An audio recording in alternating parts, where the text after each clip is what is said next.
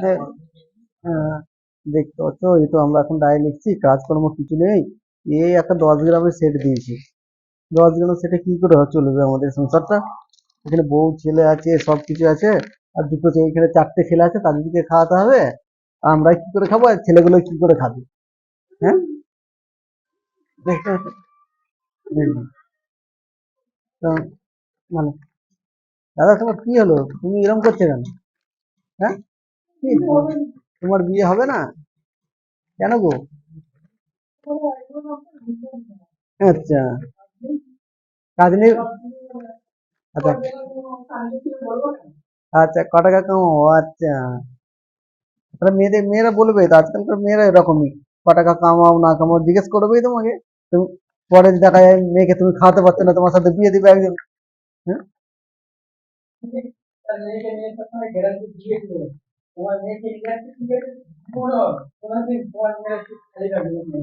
আচ্ছা, পেট খালি রাখবে না সবসময় ভাত? আচ্ছা, সবসময় ভাত খাওয়াবে? আচ্ছা,